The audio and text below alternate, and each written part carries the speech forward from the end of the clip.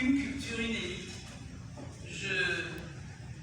Je ne sais pas quoi répondre là-dessus parce que je n'ai pas trop l'habitude de faire comme vous, c'est-à-dire d'avoir des slogans d'ordre politique. Ce qu'il faut de toute façon, c'est un peuple qui croit en lui-même et qui va produire ce dont il a besoin. Ce dont il a besoin, non pas de façon matérielle, mais ce que nous voulons qu'il produise une vision de lui-même dans l'avenir, telle qu'on puisse en sortir un certain nombre de mots d'ordre pour pouvoir agir, vivre, etc.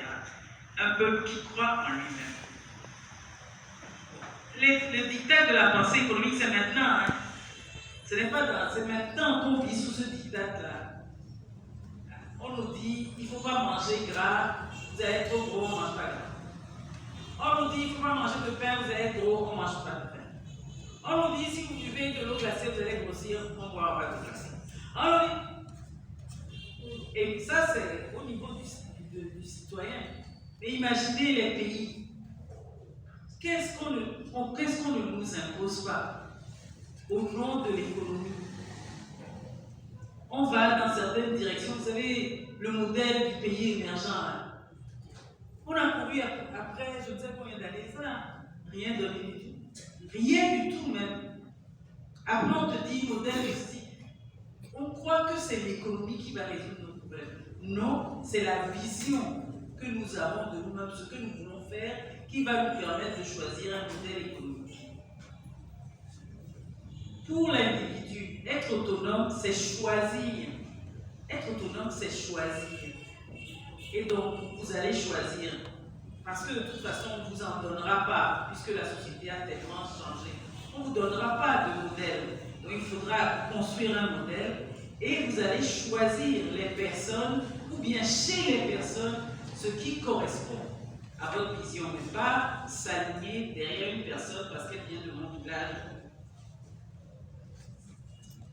Un monde multipolaire, justement, un monde multipolaire ne signifie pas que nous devons être ceux qui copient. Nous aussi, nous sommes un pôle. Nous sommes parmi les pôles. Vous voyez la formidable résilience, non seulement des Africains et de la race noire, 300 ans d'esclavage. Vous savez combien de millions de morts il y a eu en Afrique avant qu'il soit encore des Noirs en Amérique? 100 ans de colonisation. Vous voyez la résilience? Nous aussi, on est un pôle. Soyons un pôle. On n'a pas à avoir un pôle. Et justement, c'est vrai que le monde est en relation. Je parle là à l'homme politique.